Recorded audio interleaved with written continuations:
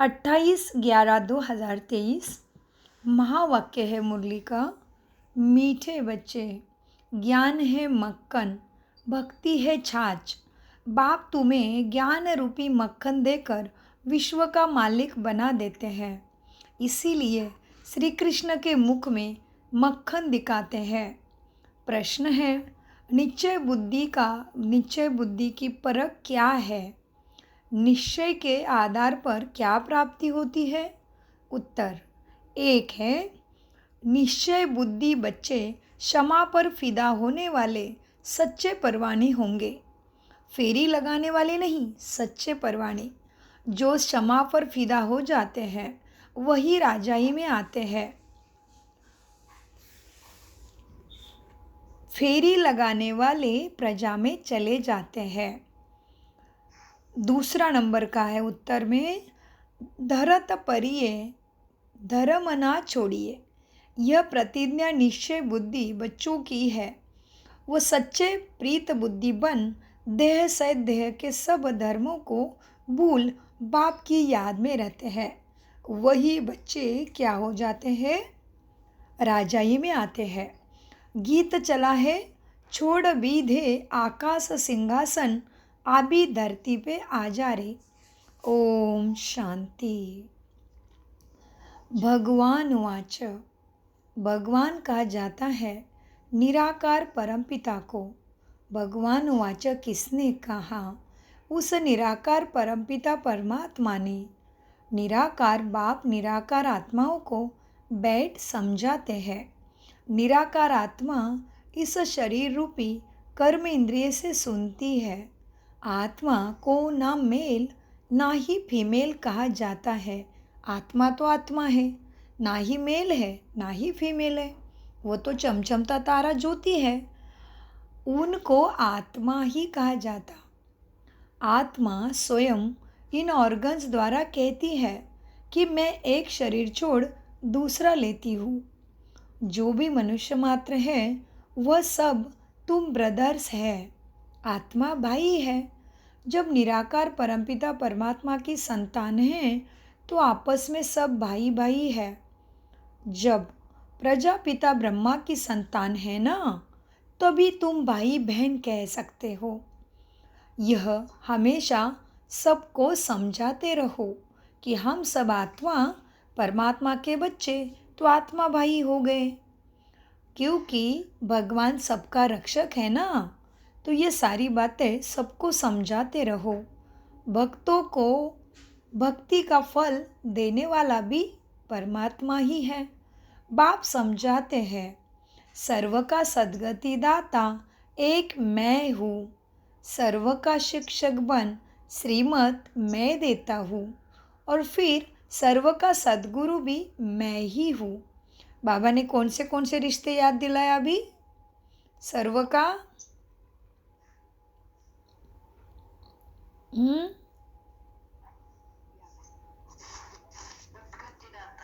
हाँ जी, सबका सद्गति दाता भी मैं हूँ और शिक्षक भी मैं ही हूँ।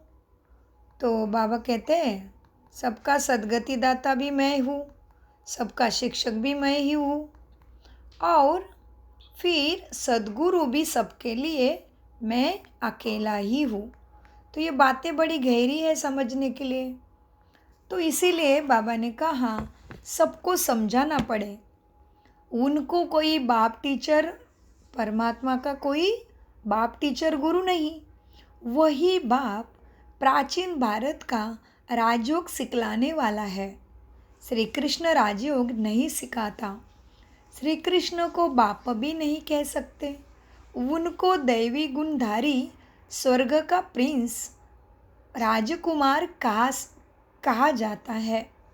पतित पावन सद्गति दाता एक को ही कहते हैं।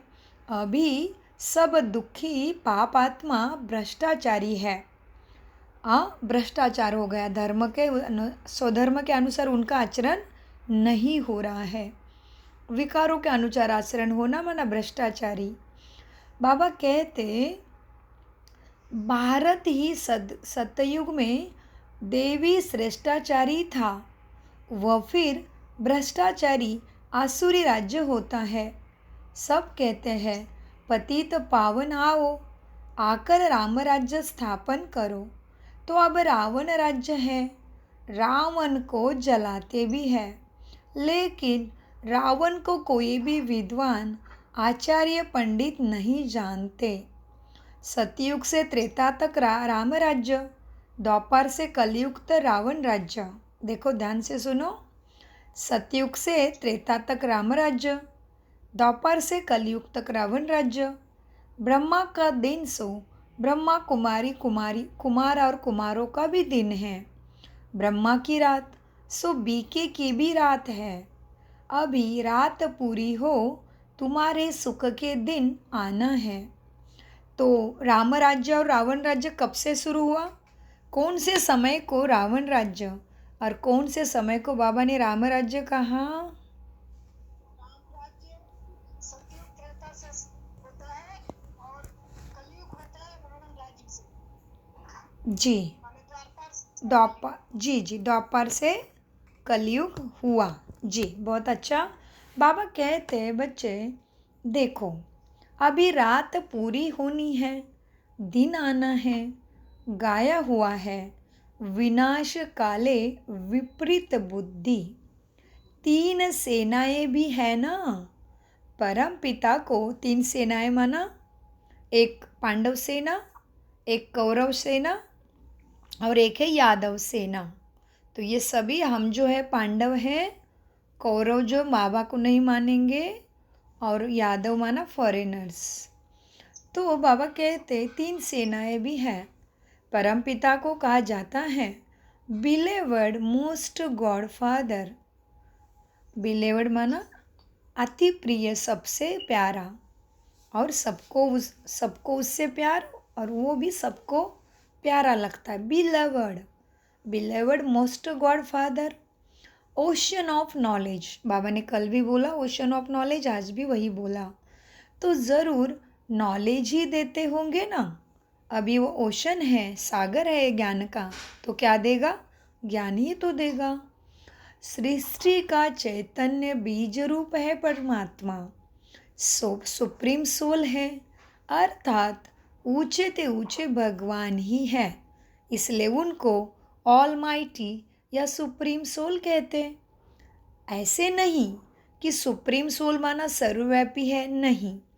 सर्वव्यापी कहना यह तो बाप को डिफेम करना है, माना बाप को कम लेखना हो गया, हाँ बाप की निंदा करना हो गया। सर्वव्यापी कहना ये तो बाप को डिफेंड करना है। बाप कहते हैं बच्चे ग्लानि करते करते देखो धर्म ग्लानि कितनी हो गई है।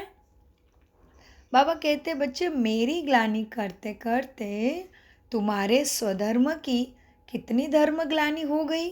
तो जहाँ पे स्वधर्म की ग्लानि होगी तो वहाँ पे सुख कैसे रहेगा? फिर नहीं है, सुख खत्म हो गया। इसीलिए बाबा कहते बाप कहते हैं ग्लानि करते करते धर्म ग्लानि हो गई है, भारत कंगाल भ्रष्टाचारी बन गया। ऐसे समय पर ही मुझे आना पड़ता है। भारत ही मेरा बर्थ प्लेस है।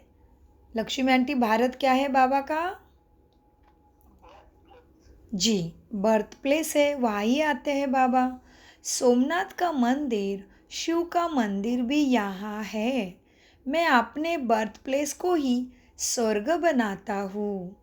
बाबा किसको स्वर्ग बनाएंगे? उनके बर्थ प्लेस को, माना भारत भूमि को। मैं अपने बर्थ प्लेस पे ही स्वर्ग बनाता हूँ, फिर रावण नरक बनाता है सारी दुनिया को। अर्थात रावण की मत पर चल नरकवासी आसुरी संप्रदाय बन पड़ते हैं। फिर उन्हों को बदल कर मैं देवी संप्रदाय श्रेष्ठाचारी बनाता हूँ।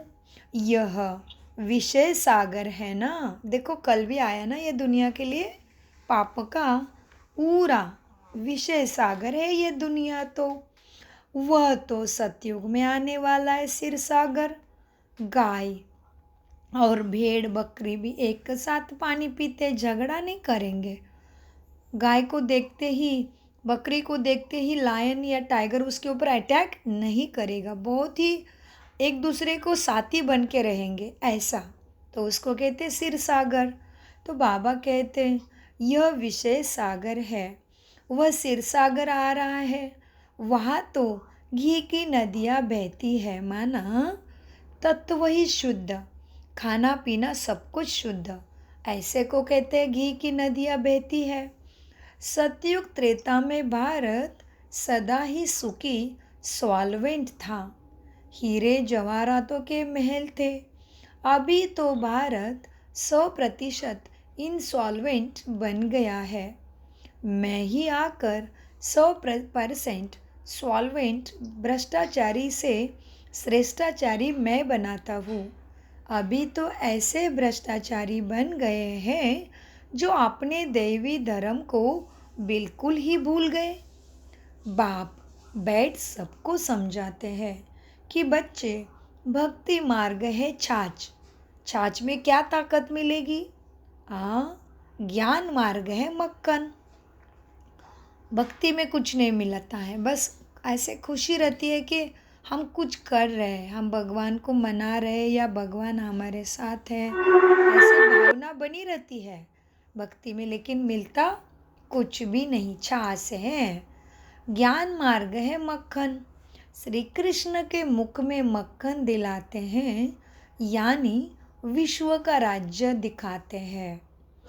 लक्ष्मी नारायण विश्व के मालिक थे, बाप ही आकर बेहद का वर्षा देते हैं, अर्थात विश्व का मालिक तुम्हें बनाते हैं।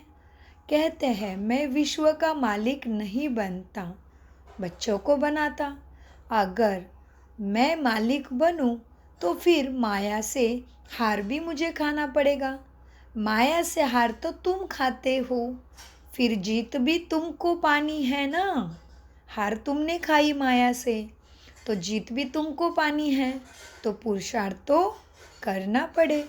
यह 5 विकारों में तुम फंसे हुए हैं। अभी किस में फंसे प्रेमिला आंटी हम? जी, बहुत अच्छा।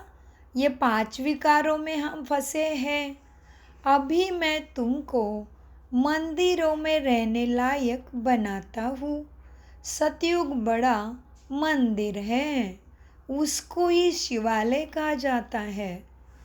क्या आया शारदा आंटी आज सतयुग के लिए? शिवालय। जी, सतयुग को बड़ा शिवालय कहते हैं।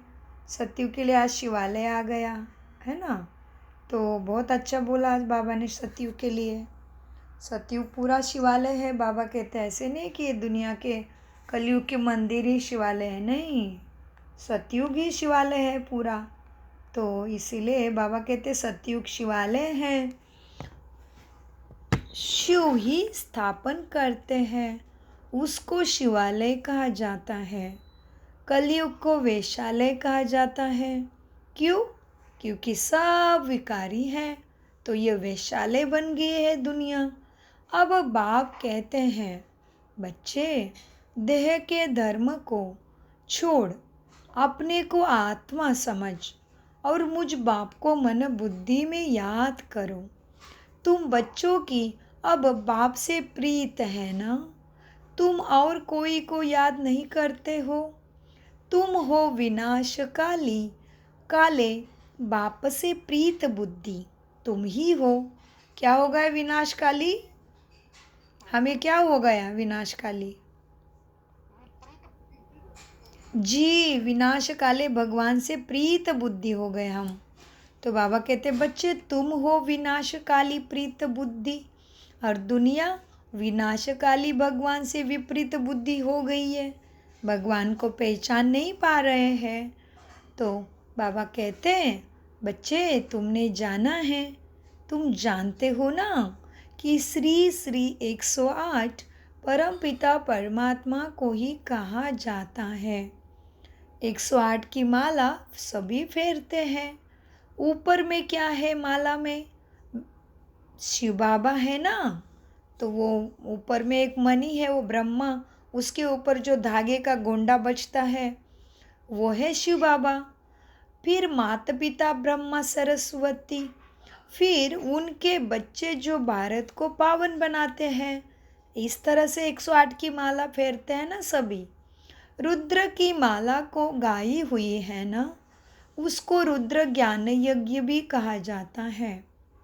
कितना बड़ा राजस्व अश्वमेध अविनाशी ज्ञान यज्ञ है ये। इसमें क्या होना है? सबके शरीर स्वाहा होना है। तो ये क्या है? बड़ा राजस्व अश्वमेध अविनाशी ज्ञान यज्ञ है। कितने वर्ष से चला आता है? जो भी अनेक धर्म आदि है, सब इस ज्ञान में खत्म हो जाने हैं। तब यह ज्ञान पूरा होगा। यह है अविनाशी बाबा का अविनाशी यज्ञ। सब सामग्री दुनिया की इसमें स्वाहा हो जानी है।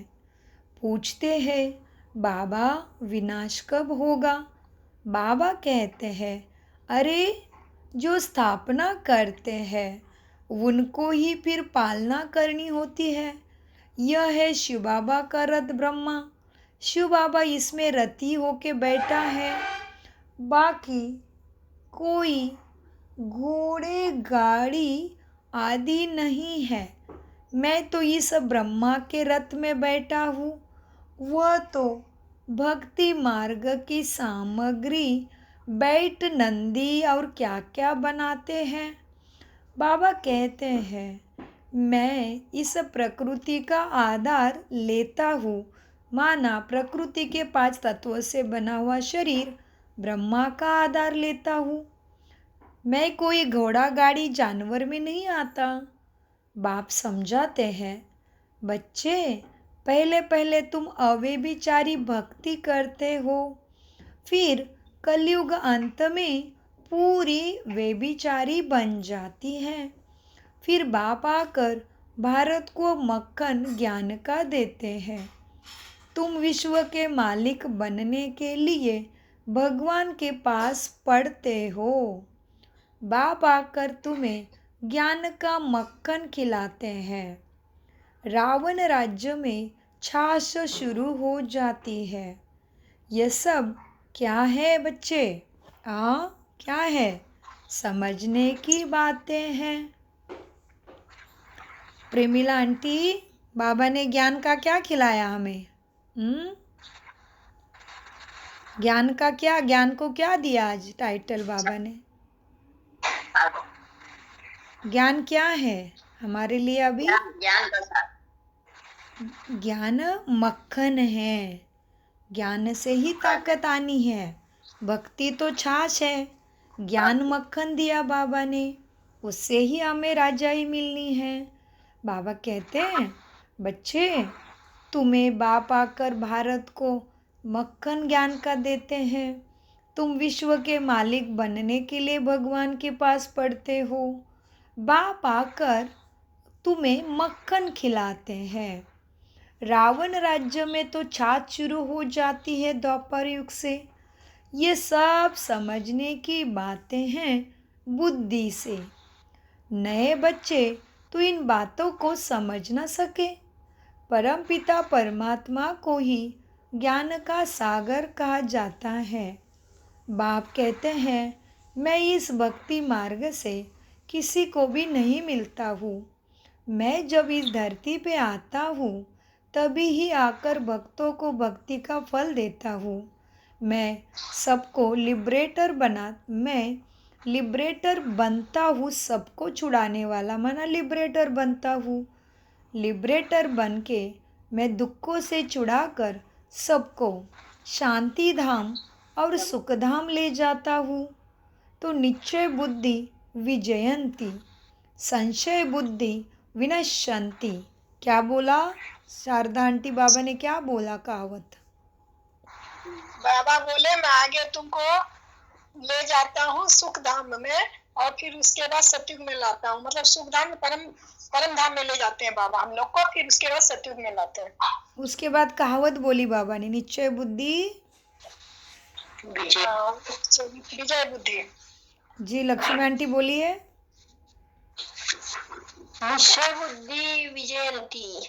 जी संशय बुद्धि विनश्यंती, है ना। तो जी जिसको निश्चय है वो उसका विजय होगा भगवान के ऊपर, जिसको संशय आता है उसको विनाश पछाड़ेगा ज़रूर, दुख मिलेगा ज़रूर।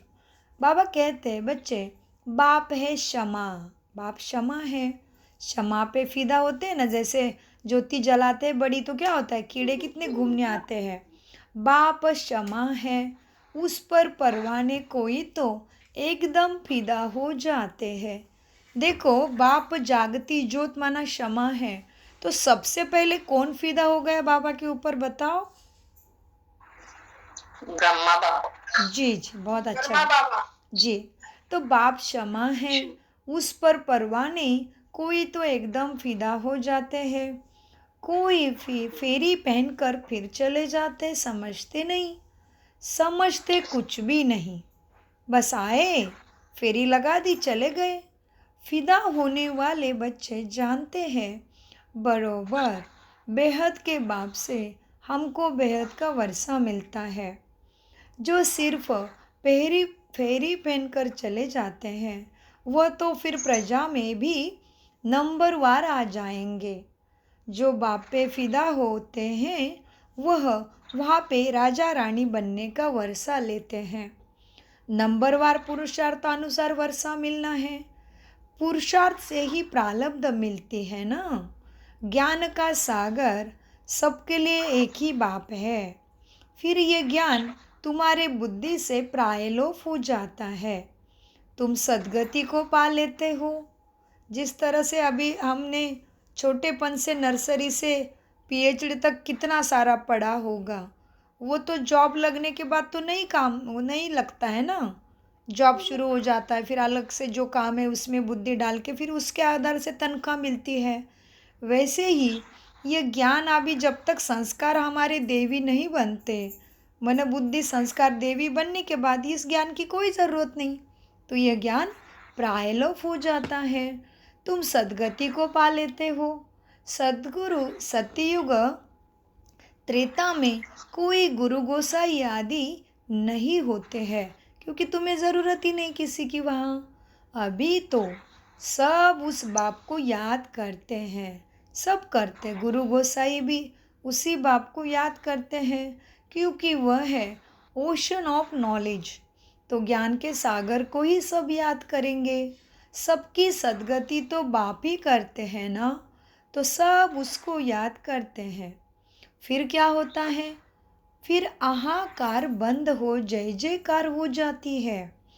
तुम सृष्टि के आदि मध्य अंत को जानते हो, तुम अब त्रिकालदर्शी त्रिनेत्री बने हो। क्या बने हैं अभी हम? त्रिकालदर्शी। त्रिनेत्री बने। जी जी बहुत अच्छा। तो त्रिकालदर्शी माना क्या हुआ, बताइए विश्लेषण।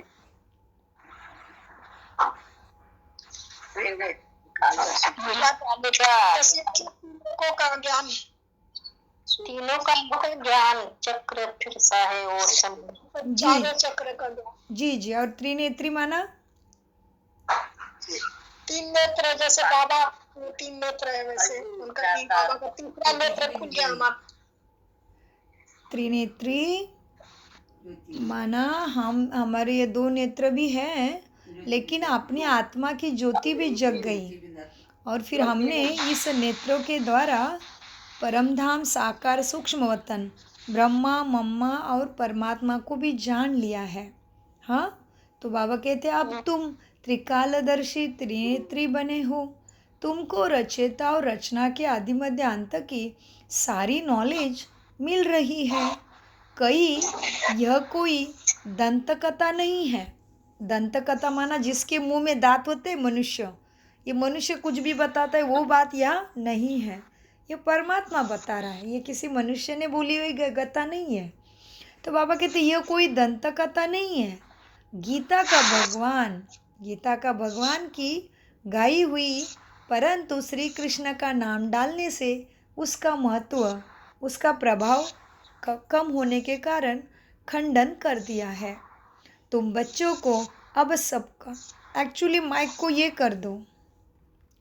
बाबा कहते अब क्या करना है, तुम बच्चों को अब सबका कल्याण करना है।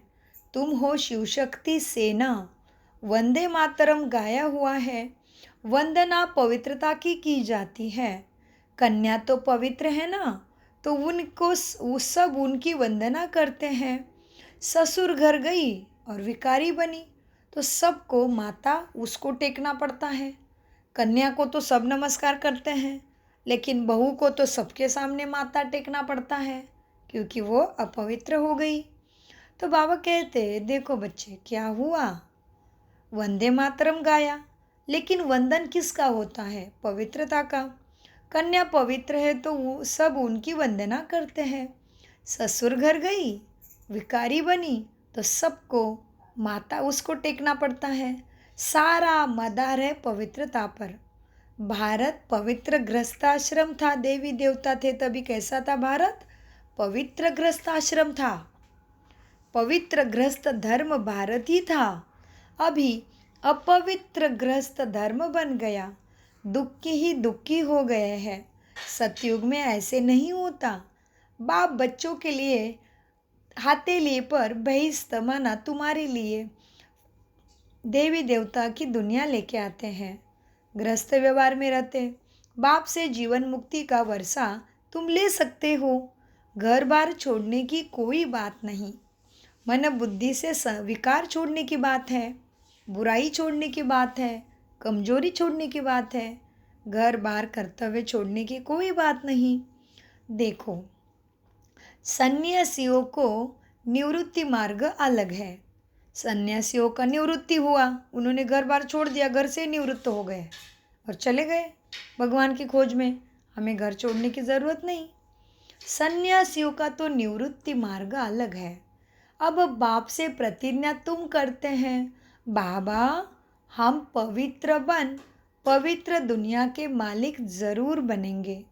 फिर क्या है, धरत परिये परंतु धर्म ना छोड़िए। माना कुछ भी हो जाए, लेकिन धरती पे मार मार के गाड़ भी दे कोई, लेकिन अपवित्र नहीं बनना है। इसलिए कहावत है कि धरत परिये, धर्म ना छोड़िए। कुछ भी सा हो जाए, लेकिन पवित्रता का, सुख शांति का, सत्यता का, ज्ञान का धर्म नहीं छोड़ना है। 5 विकारों का दान दो तो माया का ग्रहण छूटे, तब 16 कला संपूर्ण बनेंगे। सतयुग में है 16 कला संपूर्ण, संपूर्ण निर्विकारी। अब श्रीमत पर चलकर फिर से ऐसा बनना है। भगवान है ही गरीब निवाज। साहूकार इस ज्ञान को उतना बुद्धि से नहीं उठा सकते, क्योंकि वो तो समझते हैं हमको तो धन आदि बहुत है, हम तो अभी ही स्वर्ग में बैठे हैं। इसीलिए भगवान गरीब निवाज है। इसीलिए आबलाए अहिल्याए ही ज्ञान लेती है। भारत तो गरीब है, उनमें भी जो गरीब साधारण है ना, उनको ही बाप अपना बनाते हैं, उनों की ही तकदीर खुल जाती है। देखो, सुदामा का मिसाल गाया हुआ है ना, एक मुट्ठी चावल दिया, उसको पूरे सोने के महल मिल गए। ये तुम्हारा अभी का गायन है। मेरे पास आने वाले सारे गरीब निवाज आएंगे। तो सुदामा का मिसाल गाया हुआ है ना। साहूकारों को समझने की फुर्सत कहाँ है। साहूकारों को अब इस कलयुग में ज्ञान समझने की फुर्सत नहीं मिलेगी। साहूकारों को बाबा को, भगवान को और ज्ञान को समझने की फुर्सत नहीं। राजेंद्र प्रसाद भारत के प्रथम राष्ट्रपति के पास बच्चियाँ मामा माना दादी आ जाती थी, कहती थी कि बेहद के बाप को जानो तो तुम्हारा जीवन हीरे तुल्य बन जाएगा।